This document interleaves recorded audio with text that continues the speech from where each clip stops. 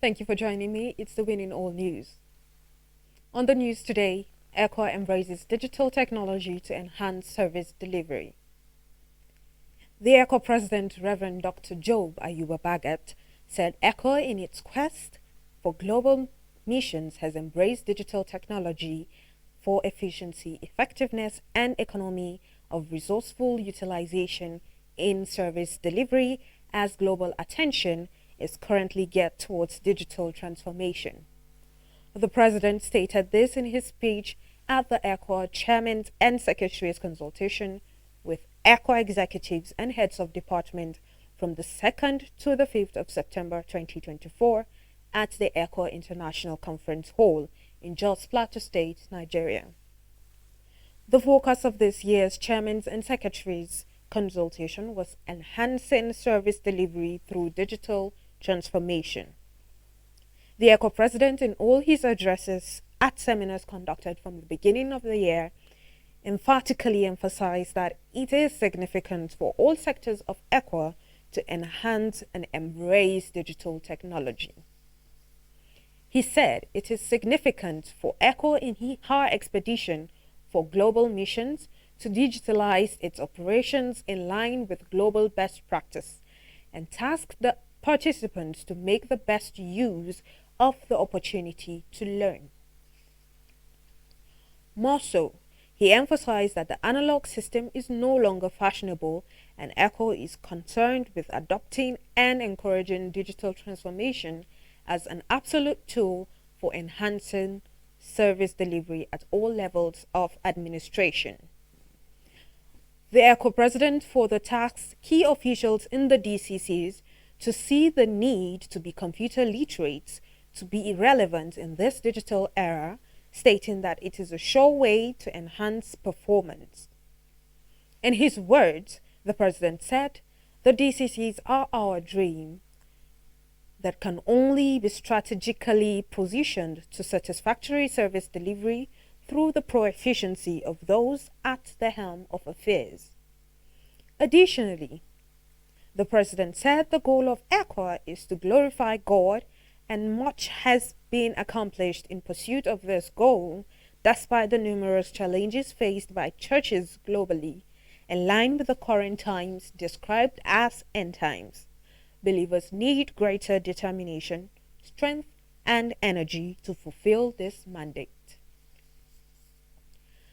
Concerning the End Bad Governance protest that took place in August this year across the 36 states of Nigeria, the president said ECHO leadership acknowledges that severe economic hardships and life-threatening security challenges are bedeviling the society and has also caused that the protest is considered globally as a way of expressing displeasure towards government's policies and actions. However, the End Bad Governance protest was organized by unidentified citizens of Nigeria and proceeded by various unprecedented, uncoordinated agitations and demands. The president said the ECHO executive reflected on the different dimensions of the NSAS protest, which destroyed lives and properties, hence the opinion that ECHO members should not participate in the protest, and the decision was perceived and interpreted differently, even by ECHO members. He reiterated that ECHO leadership will rather advise the government at all levels to be proactive in addressing the concerns and agitations of the Nigerians in the shortest possible time. In his words, ECHO is committed to building sustainable relationship as a means of effective impact to the Nigerian society and would not associate the church with agitations whose objectives are not clearly defined, which may end up soiling the reputation of the ECHO family globally.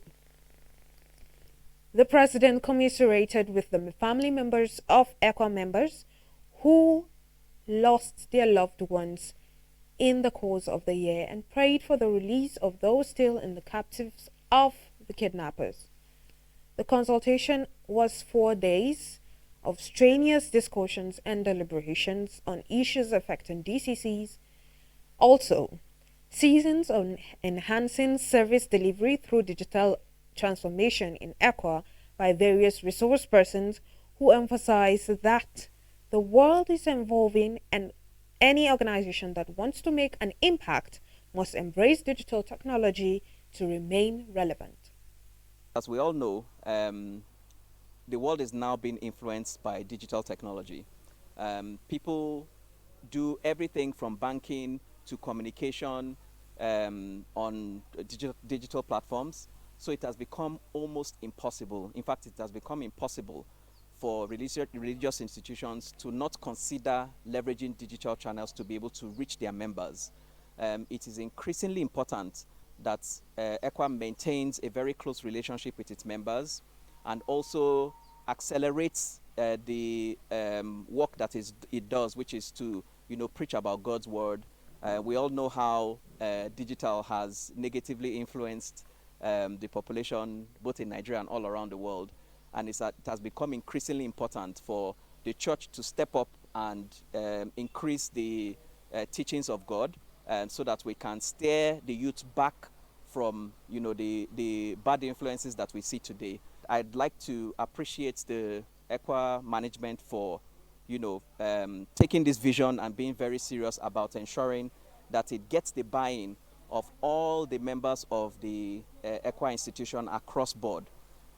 Recently, we've had a couple of sessions with other stakeholders within the ECWA organization. This is a very, very significant event because it involves the leadership of the church. As you all know, change cannot be implemented without the commitment of the leadership. And so it's an extremely important event. And the way I see ECWA in the next 3 years, and I said that as I was closing my speech, is that from the level of commitment I'm seeing and the decision of the leadership across all levels to implement digital, I clearly see ECWA in 3 years being one of the churches that other churches will look up to and say, how did these people achieve this? And then ECWA becomes a template that most churches start to copy. And when that happens, it's for the greater good of God, because that improves the ability for God's word to penetrate and reach the people that need to hear it.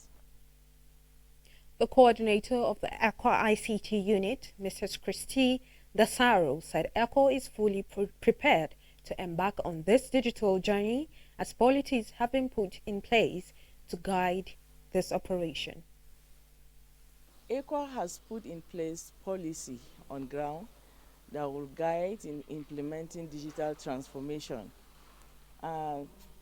Like 5 years ago, they set up a committee that work on a robust policy for implementing ICT in all ECHO levels, starting from LC, LCC, DCC, up to GCC.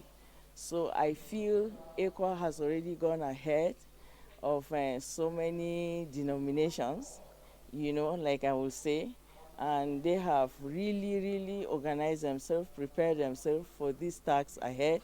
And with the policy on ground, it will be very easy to drive this digital transformation. I can see it happening even right now, because when you have a direction, it's just for you to drive towards that direction, which we do. And for DCCs, we are supposed to provide trainings, for our pastors and even our young people in every DCC. So what we have planned to do is to have ICT coordinator in each DCC that will be able to organize training and help them with all the processes that they need to know in order to implement the digital transformation.